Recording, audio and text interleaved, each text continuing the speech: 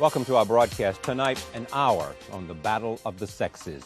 When Lorena Bobbitt made the unkindest cut of all, it revealed the rage that was lurking beneath the surface of male and female relations. Some women hailed her as a hero. Men reacted with horror. No one could remember the last time a woman had violated a man so completely. Why has the conflict on the sexual battlefield suddenly come out into the open? And can the long-fraught fears about date rape and harassment ever resolve themselves? Joining me now are best-selling author Naomi Wolf. Her new book is Fire with Fire, The New Female Power and How It Will Change the 21st Century. Katie Roiphe, her book, The Morning After Sex, Fear, and Feminism on Campus, caused a national stir with a new take on date rape. Christopher Hitchens, contributing editor for Vanity Fair. Tad Friend, contributing editor for Esquire. And Rebecca Walker, founder of the feminist organization Third Wave. Welcome. I want to go here from the broad and the general, a sense of what's happening, to some of the specific things and the way it plays out. And we've got a series of books here that you've written in news and magazine pieces. I start with you, Tad, because of this piece that's coming out in the February Esquire, in which you really look at where feminism now and reflect on some of the people sitting at this table and what they are saying, as well as some of the incidents that I talked about. Tell me where you think we are and what's happening. You said rage in your open, and I think there is a lot of rage out there. Lorena Bobbitt is certainly an example of it. But I think one of the things I discovered when I was doing my piece was that the women at this table particularly, there is a sense that that rage may have gone too far, and that the radical feminism of Catherine McKinnon and Andrea Dworkin sort of pushed the envelope where men were basically scurrying for the exits, and that and these women here that I've spoken with, there's a sense that sex is not necessarily bad, that men are not necessarily evil, and that it's time to put that message out there and to kind of bring the sexes together again. Naomi? I think it depends on what you do with that rage. I mean, I think rage can be an incredibly healing and important force. I mean, that's where Katie and I differ immensely in our definition of victim feminism, for example. I think it's very important to name the ways in which women have been put down, harassed, harmed, raped, but that, as you say, it's incredibly important not to use that knowledge to create an identity of victimization that blinds us to our strengths. I think that men are in crisis right now for good reason. And that feminism has got to stop demonizing all men as a gender on the basis of the crimes of some men, and absolutely create a kind of pro-sex, pro-pleasure, pro-eroticism stance, as well as hold criminals accountable for sex crimes. I think that men are in crisis because women are not sitting passively as the evil backlash hits us over the head, where it's hard for us to understand the nature of our immense power. But I believe that since the Hill-Thomas hearings, we've seen a kind of spontaneous uprising among women in this country that is shifting the balance of the power between the sexes. Women have won a roster of legislative victories. I call this the gender quake we're in now. Patriarchy is being dismantled in little ways as well as big. Everything from women and children telling men's secrets, all the way to victories like the Violence Against Women Act and a pro-feminist president. And I think that women have got to understand that men are digging in their heels not because they are all evil misogynists, but because no ruling class has ever yielded power voluntarily. And I think women have, in a way, got to escalate their political inroads, but at the same time have a feminism that is scrupulously fair and even compassionate to men. So that as we dismantle the masculine empire, we don't create the kind of moral impasses of calling Lorena Bobbitt a heroine, as if, because someone's been a victim, she can't also be an aggressor. And so that's why a lot of Fire with Fire is an attack on that strand of feminism, and it is a minority strand, but it does exist, that can't tell the difference between hating sexism and hating men, targeting sexual assault, and painting all sexuality with the same dark brush. Rebecca, how do you come to where we are? I think what we're talking about is very interesting.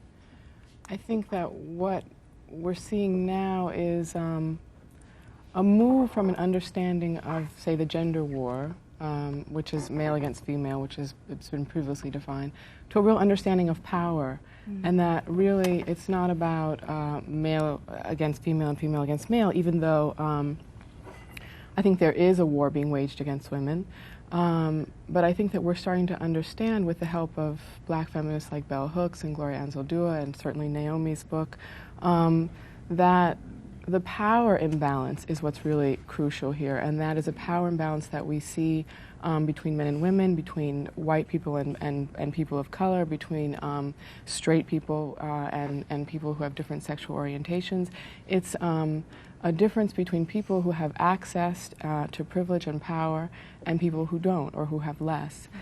Can the move to equality, whatever that is, can it be negotiated, or does it have to be seized?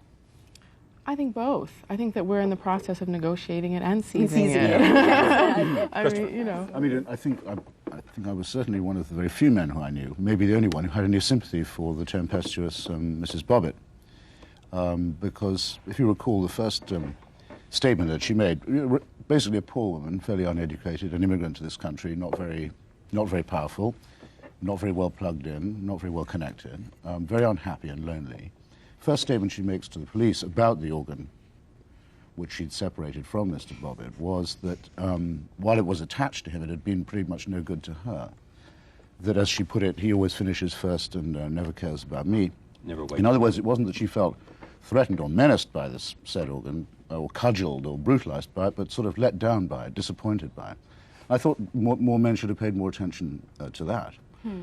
But you're not But exonerating her. the way that, no, I mean, obviously she was, in every sense, a pathetic and probably quite a nasty woman, it seems to me, but as much to be pitied as anything else.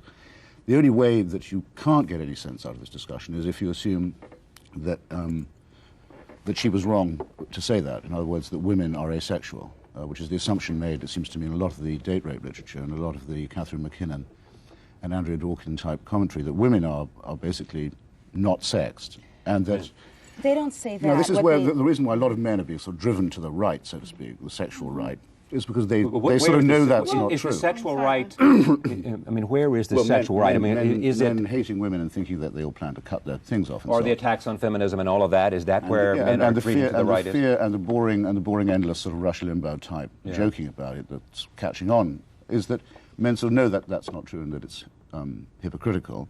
And they know that women would, or they ought to know, I would like to argue anyway, that women would be the losers if the chaperone came back on campus and for teenagers. That's gets me to something that, Katie. I've been trying to argue is that a lot of contemporary feminism, certainly not, and I'd agree with you, Naomi, certainly not all of contemporary feminism, but a lot of it does seem to emphasize a kind of female sexual vulnerability, the idea that women are sort of always about to be violated, always offended by someone's dirty joke. And I think that this is dangerous precisely because we are sort of promoting this idea of women as asexual, things like the Antioch rules that got a lot of attention I still think earlier we don't this do a fall. good Explain the job. Antioch rules. Okay, the Antioch before we go, rules, which was on the which- cover of the front page of the New York Times. Right, which was basically a code of conduct saying that you have to ask permission at every stage of the sexual act, and that is, can I kiss you? Can I hold your hand? Can I unbutton your blouse? And not just, and I talk to students at Antioch, not just the first time, but at every sexual act. And I think the problem with these rules is the idea that, which is really the idea, first of all, that women are unable to express themselves and communicate, and also the idea that every sexual encounter is so dangerous that we really need this kind of protection, and that's... But I don't think at all that's what most feminists are saying, or that even that those rules... Nor indeed what I was saying, although you called me a rape crisis feminist because I pointed out that there is in fact a rape crisis epidemic. What my problem with the way you cast sort of all women who talk about sexual victimization as sort of prudish Puritans is that it seems to me that your sometimes quite important argument that in many ways dovetails with some parts of Fire with Fire is founded on sand, because you want to wish away the fact that there really is a rape crisis epidemic. Well, I didn't you make pointed up this, out, we all want to wish it away. I mean, I'm not Absolutely, but denying... I think it's more ethical to say there is a sexual assault epidemic, and how do we acknowledge that, fight it, and claim that women are sexual agents, sexually curious,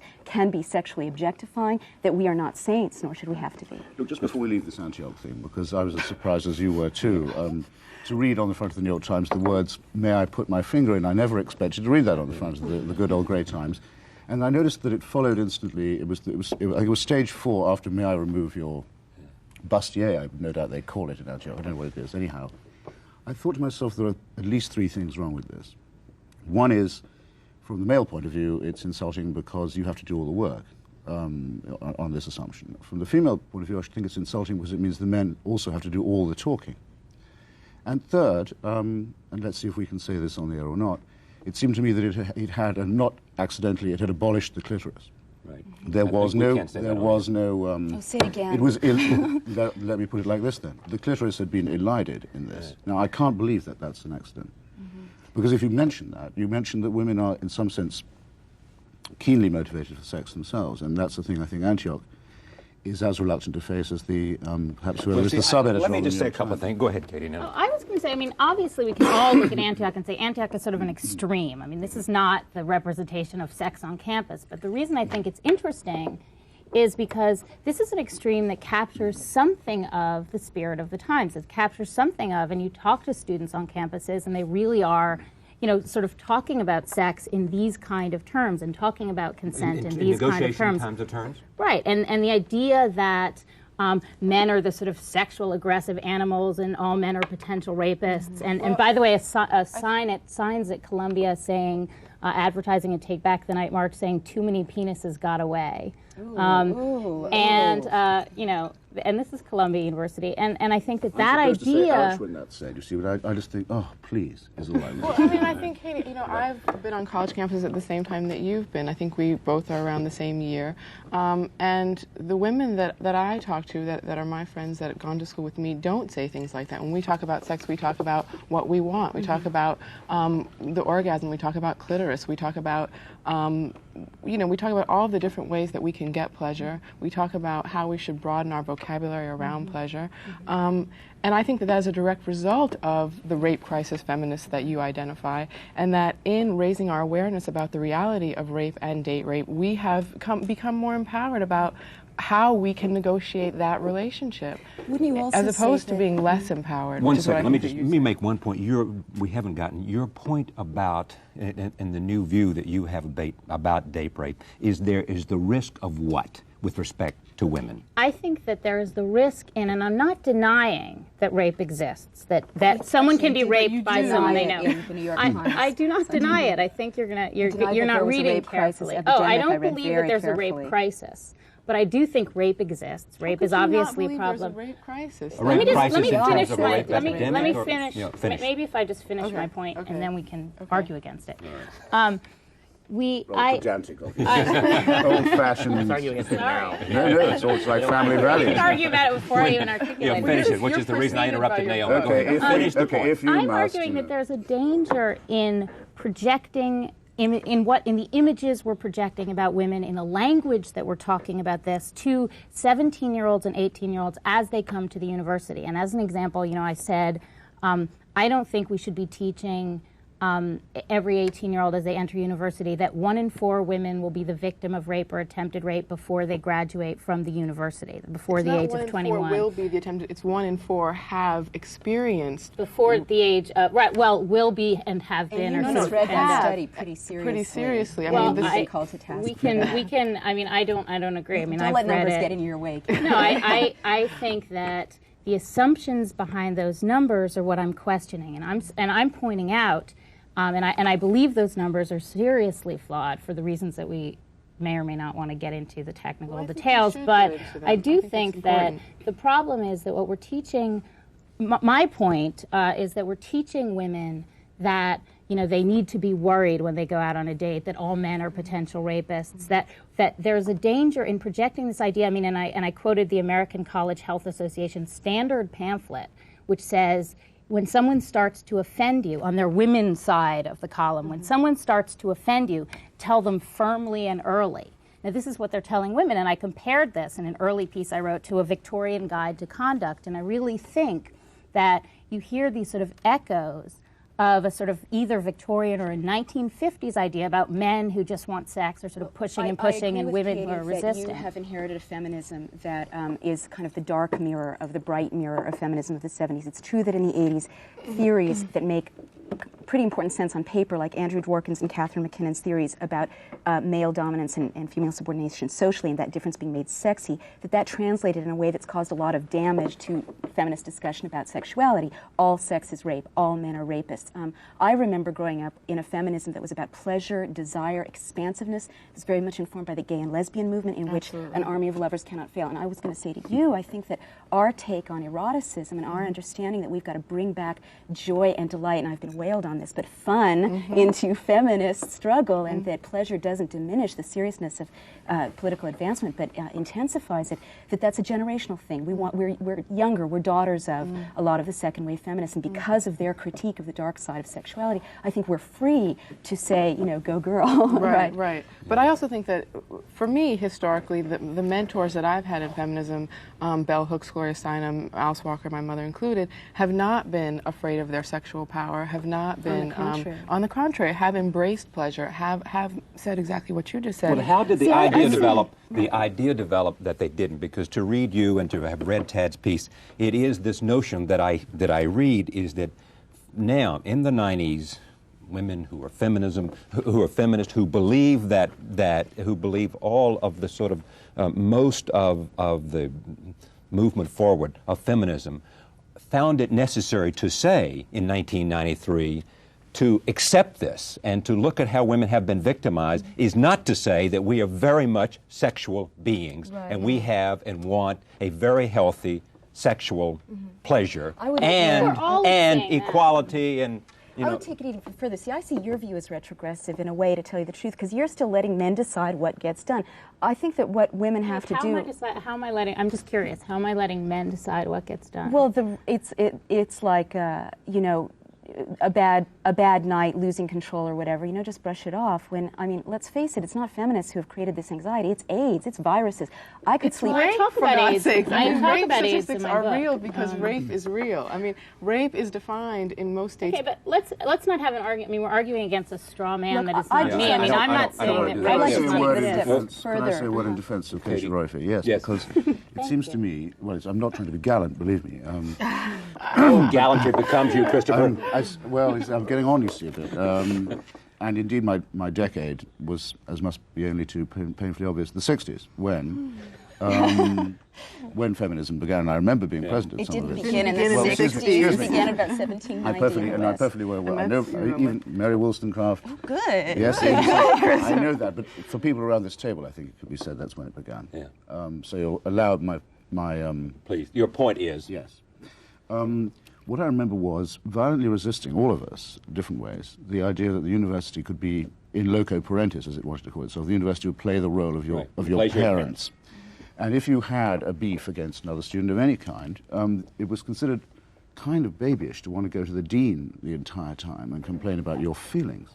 But now it seems to me that not just on sexual matters, but on quite a lot of other things lumped under the heading of correctitude, everyone in the university seems to want to have more authority over themselves, to have more complaints procedures, to have more therapy and more litigation. And I would say, for heaven's sake, there's enough of all that in the wider society as it is. And you can't justify this by reference to microorganisms, I'm sorry to say. It's not viruses that are making people behave this way. It's a regression to infantilism that's going on. And I think it's a real shame. Crying shame. So morally, I thought she made that point excellently in her book. Responsibility for our actions. I think that's a sort of... And not to do that, you're suggesting makes women be perceived as weaker. I think it makes it less powerful. Okay, I think it's sort of insulting to say that... I don't think anyone argues with you about that. I still think that we've got to take the image of a woman as sexual agent a step further and say that we should own our dark side, too. One of the things of some feminist thinking that I attack, and I think it's sort of an interesting dialogue with some of the things you're saying, is that feminism in the 80s in some ways cast all men as brutal, rapacious beasts, all women as innocent angels, and what this does is it creates a feminism in which women don't own their dark side, and in some sense don't own their power. And I just want to say, I think we have to own that we can be just as aggressive and territorial and sexually exploitive as men. In Fire with Fire, I talk about how there are pornographic magazines aimed at heterosexual women in Britain and Australia that are outselling Penthouse. There's a sex industry burgeoning aimed at women. I mean, and we what are does all saying that say? It says that we are not better than men, and we have to junk a feminism of sexual superiority. And this explains why so many, of female sexual superiority. This explains why a lot of women are alienated from feminism, it seems to me. I traveled around the country asking why it is that about twice as many women passionately endorse equality as are willing to call themselves feminists. And one reason is they perceive that the conversation, which used to be about women and men as equals, is now sometimes cast as female moral superiority and fragility and helplessness and male evil and brutality. And this one makes a lot of women and men do you want to throw believe up that their hands. was that what, say, was being said in some of the books that were written during the 80s, whether it was a beauty myth or whether it was... I take responsibility in a way for being part of... A backlash? Look, the 80s were a dark time for feminism and women in general. You did have to be very black and white and to shout in order to get heard at all. And I think that the beauty myth stressed women's victimization. All of that is true. Women absolutely are systematically victimized. But if I were going to add a coda to it, I would also look at women's agency, creativity, curiosity. And in Fire with Fire, I look at not just how half empty the glass is, which is what feminist discourse has been doing in the 80s, but also at the fact that it's now half full enough for us to begin to tip the balance of power between the sexes. Two things I need to say here. I don't want this just to be a discussion about feminism. I want to really I want to go beyond that, and with that as part of the values that we're talking about. But the subject matter here is where are we in terms of the conflict between men and women, putting feminism as one context for that. And I want to specifically point to the piece that you wrote and bring that forward and back to the center of the table. Well, one thing I think is interesting, I think women, I think men, liberal men are put in a sort of, or liberal enlightened men are put in a sort of odd position of being sort of feeling guilty and saying, yes, those are all good points, we agree, and feeling like, well, you know, I apologize for that frat guy, you know, I feel bad, but it's sort of you feel like you're in a reactive position. I think most of the women here would feel more sort of spiritually connected with women who's being carried upstairs at a frat party at a college than the men here would feel, like Christopher and I would feel with that guy who's carrying her upstairs. And so you're sort of placed in an opposition of feeling like, gee, I didn't do it, it wasn't me, and I apologize, and I won't do it again. No, I think you can be much more affirmative than that, Chad, if I may say so. I mean, I don't think I know any guy worthy of the name, so to speak, who hasn't at one time or another in his life said to another guy, you heard the lady, leave her alone. Shut up. Move on, you know. I mean, that's part of what it is to be a man, is to be able to do that.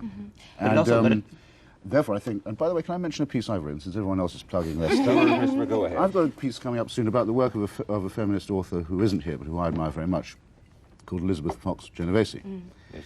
And she's reviewed you, in fact, hasn't she? I think so. Now, she says one of the reasons why so many women are not describing themselves as feminists these days is because it's not relevant to them, because the struggle for existence for women at the moment is quite grim, and it's usually centered on the very important fact of bringing up children. And not only can you not get hold of a kid without a man, but you have a very hard time bringing one up without a guy. And many of these women, I think, of the working class, if I can use another phrase that's hardly ever heard on TV, like clitoris and penis and so on. Working class? Working class. They often hear that. You know, they think of feminism as something that maybe is bad-mouthing their brothers and their husbands and their fathers and other hard-working guys who they know and quite like. This is another complaint also of a lot of African-American feminists who say that white middle-class feminism has been cast as women against men, and that's why I think our generation of feminists is very interested in saying this is not a gender struggle of women against men. This is about women and men against gender injustice. Well, let me just ask this question then to all of you. Are we on the wrong track here? If we look at the Bobbitt case and we look at all kinds of things, are we wrong to say there seems to be, in the 1990s, a conflict between men and women? It's a death grip. I mean, I believe we're in a civil war, but it's not just a war against women. It certainly is a war against women. It's also a war against men and masculine privilege. And that's why I think that feminism has to start being so scrupulously fair. I see that the world of men is dividing into two groups. Okay. The egalitarians like you guys who know that a new age is dawning and you're working at it, and the patriarchalists like Rush Limbaugh who are digging in their heels. Understandably, because equality for women really does mean that men lose some status, lose some money. It's so hard to think of Rush Limbaugh as patriarchal. I'm sorry, I can't do But it he'd with a like to straight think face. All right, I don't want to make Rush Limbaugh the subject let's of not this talk about party Rush either. Limbaugh. You want to jump in on this? Because Well, I no, really I mean, want to find out if there is a rage, which you're saying a death grip, how does it play itself Well, I out? think And are we making too much of Lorena Bobbitt and what happened in that particular instance when there are all kinds of examples of people who've been mutilated before, especially women. She came along and she's a perfect symbol, and I think that's why people are, she sort of performed this act which was so kind of metaphorically laden, and that's why people are interested. But I think the truth in this is that anger, and I'm sort of shocked because the anger of women. The anger of women against men, and also I think the reaction. What's also interesting about this is the reaction of men. And I think this is what Naomi was sort of getting at, a reaction of men who are also getting angry. And I think that we have people, we have playwrights like David Mamet, who I think has probably been the most eloquent, at least in Oleana, in sort of expressing that anger. Expressing the anger that now, and I think, I'm sort of interested because I've gotten letters from men who are in prisons, and I've gotten letters from Wall Street bankers and letters from professors, and they all come down to sort of be the same letter, which is sort of amazing because they're different languages. But what they're saying is, it's not okay to be masculine anymore. Like, how am I supposed to be a man? Yeah. It's okay for women to wear lipstick and flirt and have power lunches and be strong, but men do not have those options because... Let me come back to Tad, because you went out and sampled all these people that you talked to, and some lesbians and feminists and combinations of all of the things, and what seemed to come out of that piece for me was not sort of a rage against men, but an assertion of sexuality. But I agree with Katie's point, I think, in the sense that, yes, it was an assertion of female sexuality, and in some sense, the dark side that Naomi talked about. That is my point. Well, we should be welcoming. I think men are welcoming. I think Christopher and I would probably both welcome that. I think the reason you're not hearing a lot of male voices in this discussion is that there's no male Anna Quindlen or something. And there's no men's movement. There is no men's movement. The men's movement is men sitting around in the woods barking at the moon and beating their chests in sweat lodges. But that's not understood. But just wait a few seconds. That's the next thing that's going to happen. What? Well, we've been waiting for a men's movement for a long time. The infantilizing I was talking about is going to happen. Men will say, well, if women can go to the dean if they feel they've been felt up or whatever, I'm going to start complaining too. Everyone's going to start being a victim. We have the Menendez Men will brothers. want to share in the victimhood business. It will be unstoppable and completely negative. Very boring. Does the victim business, is that what, this is about sexual empowerment and sexual agency. And economic empowerment. Why do we, is all that you are saying, why is it necessarily lead us to a giant conflict between men and women? I hope that I'm leading us out of a giant conflict between men and women. And who's leading us into a conflict between men and women? Well, I think power structure as it stands. Women are dismantling male power and privilege, and no one likes that. Well, give me an example in terms of in the workplace, are, gay and lesbians dismantling the male power structure, and how does that play it out? Because so many men are used to only certain sexual. Well, we're used to having straight, white, privileged men in positions of power all across the board. Being unquestioned. Cultural power, political power, economic power. Now all of the different movements are really encouraging people to take and claim their own power as a person of color, as a woman, as a lesbian, as a transgender person. There is no longer a kind of monolithic. And okay, let me just understand. Help me. Okay, we'll thank you. I wish. What can we do for just you? like your mother. We're looking forward to working with you. All right. No, let me hold on one second. So, all right. So across the board, in the sweep of history over the last period of time, the 21st century, in the 20th century, the sweep of history, and feminism as the most important movement, the women's movement, the most important movement that we've all felt has witnessed a gaining of power by women in the workplace and a lot of other places. And part of that process has led to grabbing power from men. All right? Working for power. And working from power. And therefore, now it's reached the sexual arena.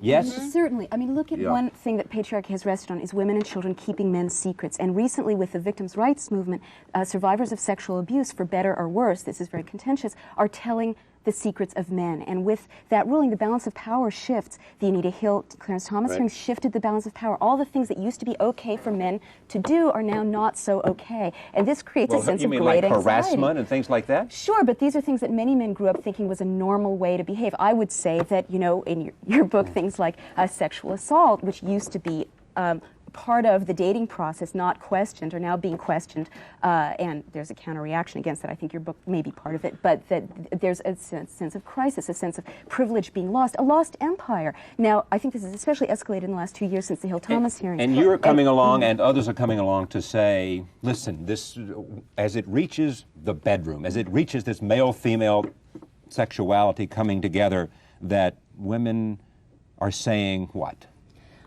Women are saying we like it, we want it, we can well, meet not just you. that, but we want to negotiate this sexual contract from a position of strength. And I think that a lot of new feminists, or sort of recently resurgent feminists, are saying we don't want to just be perceived as helpless, passive victims. We want to account for our victimization, but we also want to say we are curious, we are sexual, and this is part of our potency, and this is part of our humanity, and we don't want to be split apart. I think women are sick of being split into we two. understand how powerful sexual power is, and I think that anywhere from what my mother was on talking about with you last month, genital mutilation is a great example of the extreme of a culture or of the patriarchy trying to restrict women's sexual power. Right. And that when you cut off a woman's genitals, when you cut off her access to her sexuality, whether that's through genital mutilation or any of the forms that we know it, then you are cutting off one source of her power. Which is, I think, is the exact reason that there was such, I don't think glee is too strong a word to use, in the Lorena Bobbitt case, because it was finally turning it around and saying, oh,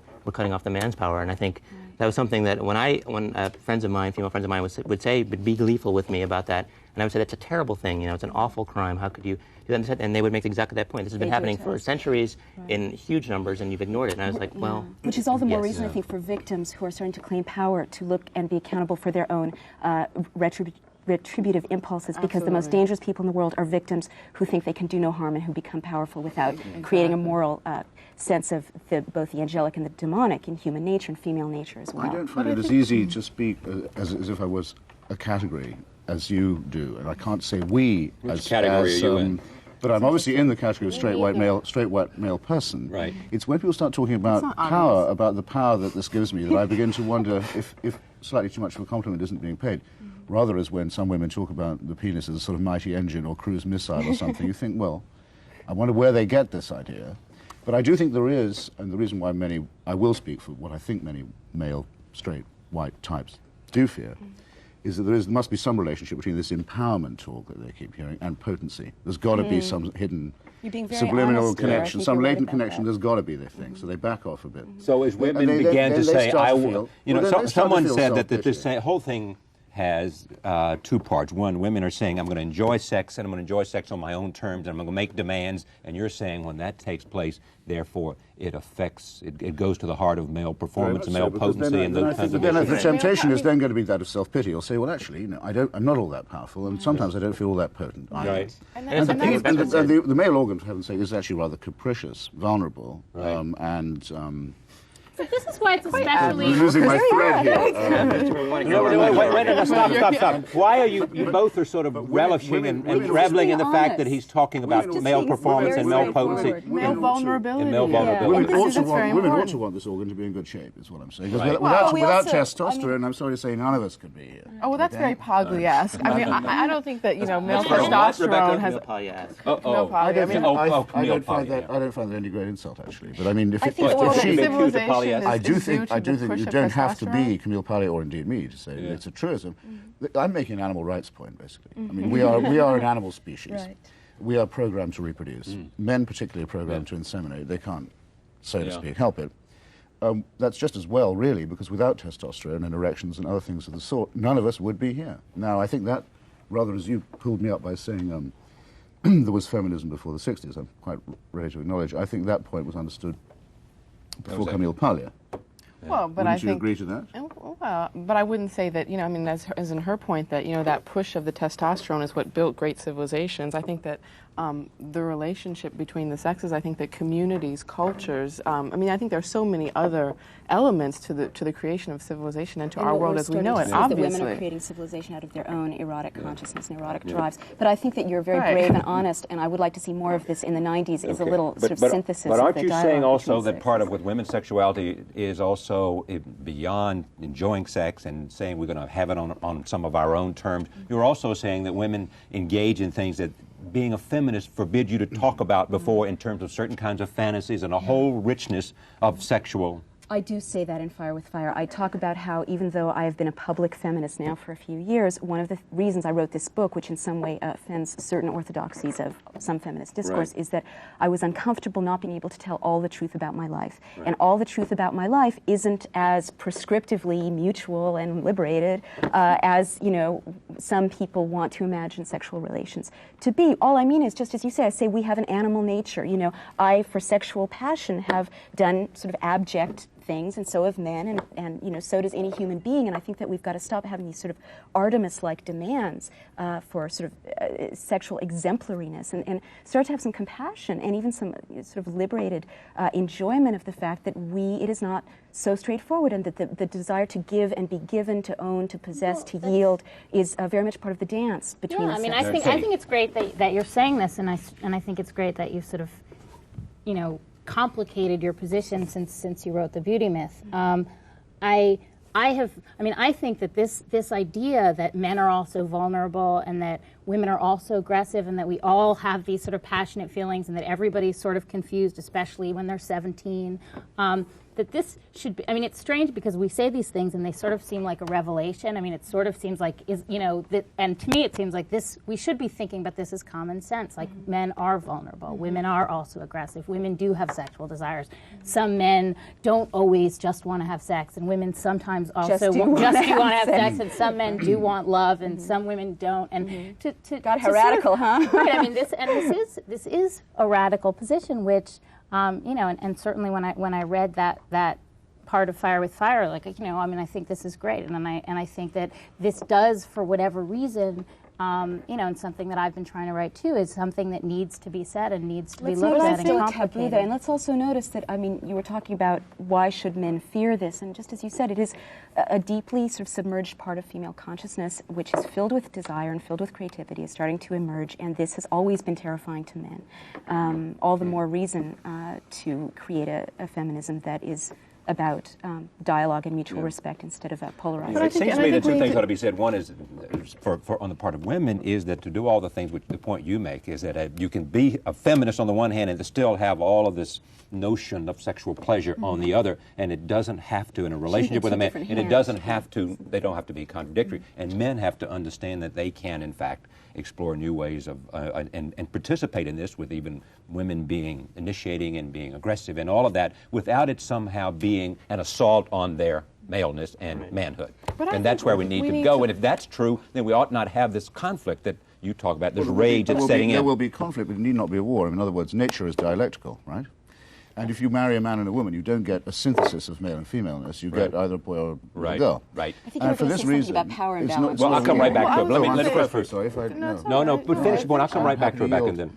I'm happy to yield, but I was merely going to say that what I said about Elizabeth Fox Genovese's point about all the men that there have to be in a woman's life, apart from sexually, and the number of masculine roles that men can play for women, holds true conversely. I mean, men have platonic girlfriends who they like, they have mothers, they have sisters, daughters even, things like that.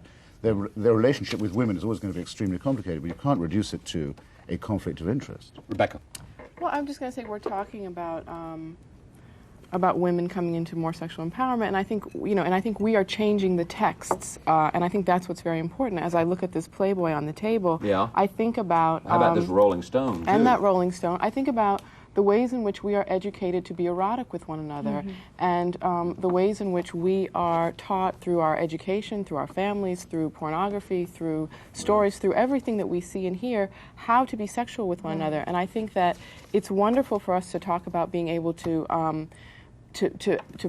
partake of gender roles and of power roles in our sexual relationships, but we also have to think about how can we change the things that we are being taught in such a way that we can eroticize, and this is something that Gloria Steinem talks about, eroticize equality. How can we start to add ourselves to the debate in such a way that these things, these images, what we see, what we learn, all change. And I'm not talking about censorship. I'm not talking about, you know, doing away with power differentiation. I'm talking about consciously trying to add new stories, other stories of The mutuality new story in that's being pleasure. added right now Go is, ahead. is male objectification. Well, tell me about that. Well, Yeah, I know both Christopher and I have been approached to do Calvin Klein commercials for the Marky Mark. So, I mean, Didn't know that. Wow.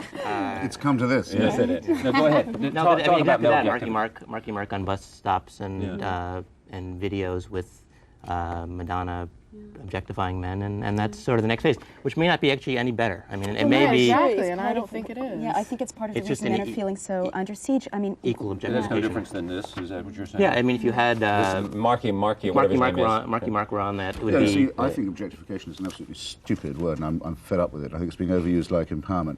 When I look at that picture, if you want to hold it up again, Yeah, no, I think I don't twice. regard We've Miss given Miss Finch. Crawford. Miss Crawford, what I see there is not just a sexual object, though undoubtedly she is an object. Everyone else is an object to everyone else. Yeah. But I also see a subject. I mean, she's a great subject. Sex is a great subject. Right. Women are, in male conversation, a tremendous subject. I'm told the same is true the other way around. and Yeah, yet well, it's- she did make that point about Subjectification. In other words, if people talked a Britain. bit less about themselves Yeah. and how the personal is political and the whole area of contestation is all to do with their own psyche and their own needs and dreads and feelings, Yeah. and a bit more about society How much of and this? others, I think we might get on a lot better. At the same time, I mean, men have compared women to perfect ideals. This was the subject of Here the she is beauty myth. quietly blushing, waiting to be taken. I mean, it's the Right, same old. but the don't see point is that. that when women are comparing men to perfect ideals now, looking at Marky Mark, sort of grabbing his crotch and so on, this is yet another way in which a male arena of privilege that Katie. has never This been is a- contested I would is say now that this being is, breached. but let's not underestimate that men have always, I mean, the idea that men should be strong, that men should be physically strong, that men shouldn't show their feelings. I mean, men have always had certain kind of perfect ideals, which in their own way sort of oppress them, I'm sure. But You know, and the they set idea them, that absolutely. Right, they- What's Well, I changing don't now know is that if they women are- are starting to set ideals, for instance, of male beauty, and they now have some economic power to have that actually mean something. And so now the power relation of a woman scoping out Marky Mark and saying, "Whoa, check that out," is going to make the man next to her watching television feel the kind of insecurity that heretofore only women have felt Most of the when men people I've looked at seen Playboy scoping in out the past. Marky Mark, in fact, all the people I've seen scoping out Marky Mark, like all the purchasers of Playgirl, are men. Oh, don't be fooled. It's fine.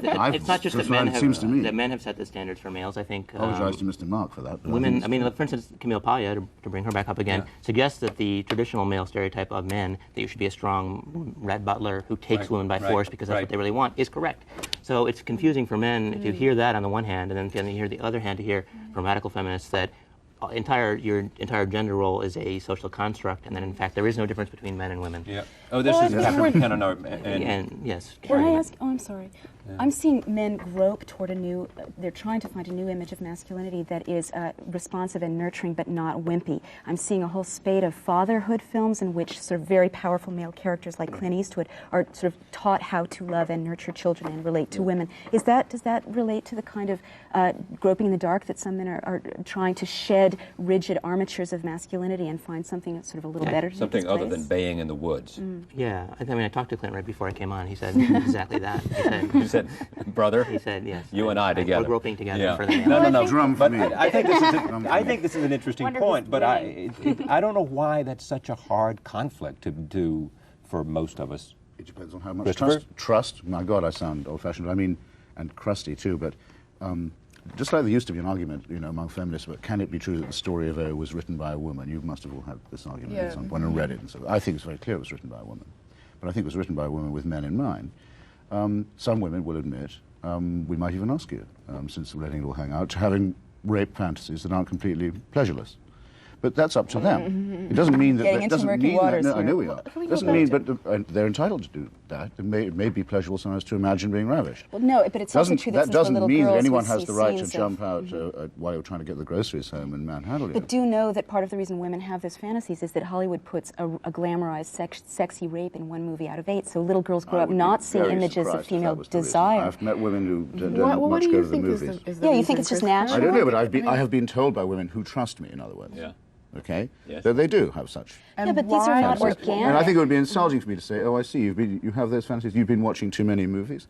That would be an The incredible whole- thing. but that would be a very pleasure has poor been reward for a constructed. woman revealing her intimate thoughts to you, wouldn't it? I think what's more interesting is accuse her of being a cretin. I just think it's obvious that when women have hot, erotic images of female desire and mutuality, they respond to those just as if all they ever get to see are glamorized rape scenes. That's how they imagine sexuality. Same with men.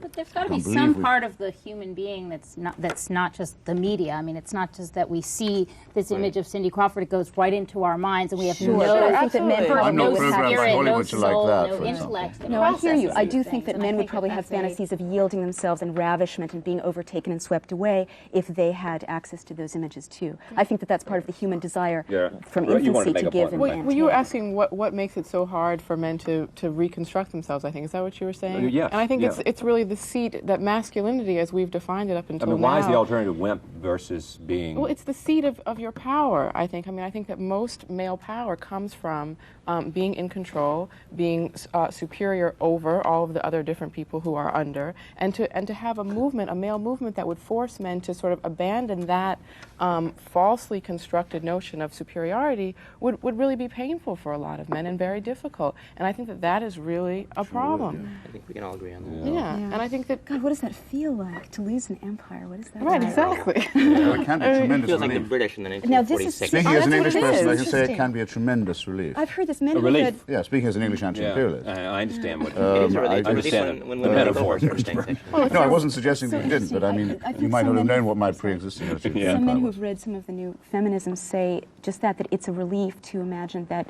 sort of strong women are sort of helping to dismantle the onus of having to do all the sex. I think the way or it's all going to the work is that economy. women are going to, I mean, when you we're talking about earlier about whether it's being seized or negotiated, I think seized basically is the way it's going to work. I mean, be seized, yeah. I think, But I don't think haven't the men are, I don't strongest- think voluntarily. Haven't strong men respect- always like strong women? I mean, don't you think that's... I think that's, No. I think that's a that's cliche. interesting. It's not, I think it's that not, is a it's not, cliche. not invariable, no. You think that's a cliche? Well, I think, what does that mean? I mean, I think when you're saying strong men have always liked strong women, I don't know. I don't think strong men have anything to fear from strong women, and somehow there is not an emasculation or a castration or whatever term you want to use from aggression by women being aggressive, women being honest, women being all the saying, I want Well, if that's I true, we want to would reach have had for a power. woman president long ago. We would have had women CEOs long. I mean, if men Only really if there were enough strong men. appreciated... Only if it's strong in the sense that you mean it, which I think is self-confident. Right. As opposed to strong in a sort of, Insecure. pumped up kind of Right. self-pissing. And you know how Right. this And plays there are out very from a few men who are sort of confidently strong in themselves and don't need to feel stronger than in order to be strong. But let's acknowledge I mean, that something seems like else, that's is that living in the to live with someone who's really an equal demands a lot of consciousness and responsibility from women and men too. And I acknowledge in Fire with Fire that sometimes when I'm tired or worn out or having low self-esteem or whatever, I can imagine fantasizing the same kinds of idiotic fantasies of, being fed, having my ego be absolutely. fed by the opposite gender that men imagine when they think of Cindy Crawford on her knees Or by worshiping the same them. gender. Or by I the mean, same you know, gender, I mean, thank you. Absolutely. Yeah. I'm not a fan of either Clinton, but since we're on the subject, it's You're not a good fan stuff. of either Clinton. either Clint Eastwood or Bill No, Clinton? Hillary or Oh, Bill. yeah, okay, all right. But there is an attractive story about how they met, which is told by her. Well, just they're in the library, law library, I believe, and she gets up and walks over to this guy, Bill, as it happens, and says, "If you're going to keep looking at me like that, it's time you knew my name." Go, Hillary. No, that is a story about her that I've heard that I like. Right, I do too. Now, Sexy. when I do you too. when you think of what you More know women is should now, be that way. what is now going on in the libraries and campuses of this country, where men and women are sort of sitting on opposite sides of the thing, Well, Katie, looking not at yet. each other Not in at sort my of school. Listen, I travel. juvenile fear. I'm glad to hear it. I We travel know all that. over the We know that. country, and the far more common thing that I see, and I've been to like 40 colleges in the last year, is campuses where no one has ever heard of date rape as something that is not right, colleges where you don't mention this. It's a vested interest on college campuses to cover up sex crimes against women, because that's the last thing parents want to hear about, and you've got to address that economic incentive to play it down. And it's so much more common to hear about, the gang rape, and that when the woman tried to press charges, she was hounded off campus, than to hear about the, I think, quite rarefied situation that you Well, write I mean, about. the pamphlets that I'm quoting are the American College Health Association pamphlets, which are given to every, which are in every health center, in every university, and But that I the think Take you Back are, the Night again, March that I'm... re-victimizing the people that you're talking about. I think that when I got those pamphlets my freshman year at Yale College, I sort of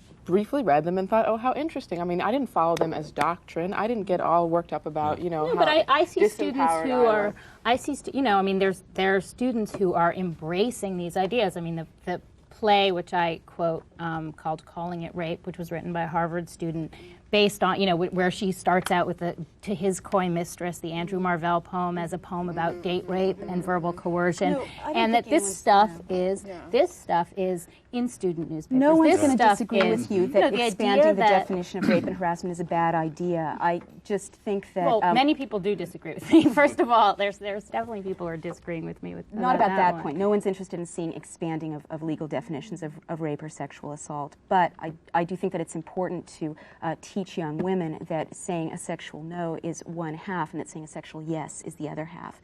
And I think we're probably all in the same boat on this one. Yeah.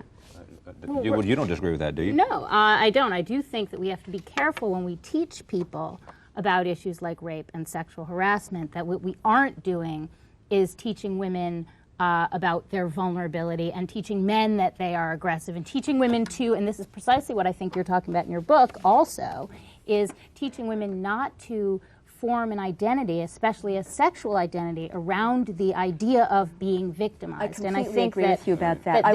This is really what I'm saying, and which has been distorted. No, well, I hear you. I still think it's important to account for women's real victimization. But here's one example. The women at Brown University write the names of alleged date rapists on the wall.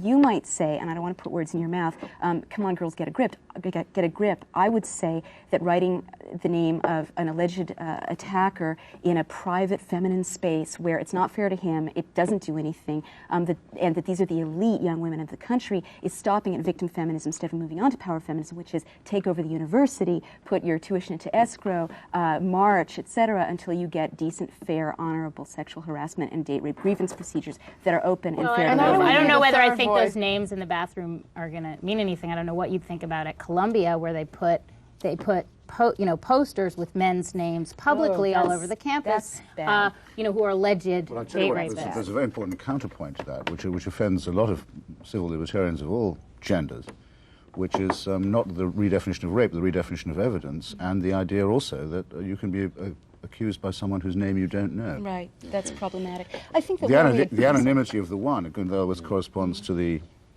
proclamation of the other. You can be accused by an anonymous person. That's against the law. It's against the Constitution, we're not really acknowledging the reality here, which is that in survey after survey, we're hearing things like, 51% of college men say that they would rape a woman if they could get away with it. 41% of women, 52% of men say that it's okay to rape a young woman. This is high school. It's okay to rape a woman if she got him excited. The study that These you are very slippery statistics, it's that Disraeli quote. There are three kind of lies, damn lies, and statistics. Okay, that's not going to fly here. I'm sorry. You haven't read the primary sources. It seems there's masses and masses of evidence about this. It's something that you're found. It's smart. Look, it's smart to say that women should not create an identity out of their victimization. It is absolutely right on target, and we both say this in different ways. I say it in Fire with Fire that it's more socially acceptable for women to seek power through victim status than by saying, give me money, give me status, give me recognition, give me sexuality. But I still think that we can't build our castles on the sand. We have to acknowledge that women are victimized. Let me just come back to Tad one more time. In this article that I read in Esquire, it's coming out in February, tell me where, when you left that, having read this, having talked to a lot of people, including some people here at this table, where were we going? And you use this term, do me feminism. And you also talked to a lot of lesbians. You talked to, and a lot of people who looked at the gay lifestyle, and you incorporated a lot of this. Where did you leave it, and where are we going, and what was your sense of it? Well, I think somewhat to reiterate. I remember the last, to interrupt you, I remember the last point you made in the piece, as I remember it, was that, was a reference back to Lorena Bobbitt saying that a lot of women wanted it to stay attached too. Well, I think saying that men prefer the penis attached, and the good news, I felt, talking with people like Naomi and Rebecca and Katie, was that a lot of women do too. Right.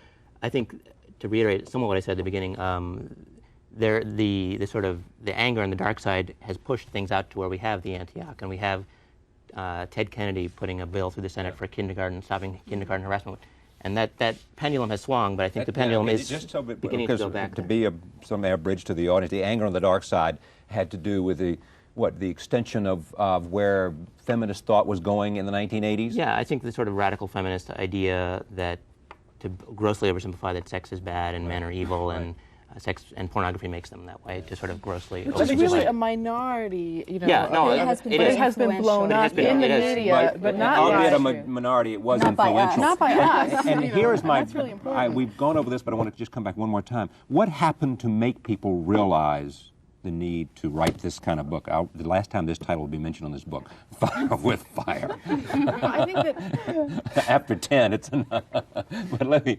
what caused those who to recognize this, that to lead to the do me feminism? And you're one of them, so just quickly. I'm not sure what demi feminism is. Do me, D-O-M-E. This is the word we use in the article on Right. we're doomy feminists. too many Yeah, feminists. you're do me. Oh, Right. okay. I'm glad to know. Our agency. Well, you're present at the birth of a new phrase. I I see. think that for me, writing and becoming a sort of an out feminist had to do with hearing so much again and again that young women were not identifying with feminism, and feeling that that kind of alienation from a movement which has transformed their lives in ways that many of them don't even recognize, and that can further alienate them from activism or thoughts or ideas that could enhance the quality of their lives, made me really want to try to bridge it somehow, to try to understand where they were coming from, to try to put the feminism together with their lives and Okay, I make gotta it relevant go. again. I'm out of time. I thank you all. Let me just mention Katie's book is called The Morning After: Sex, Fear, and Feminism on Campus, and Naomi's book is called Fire with Fire: The New Female Power and How We'll Change the 21st Century.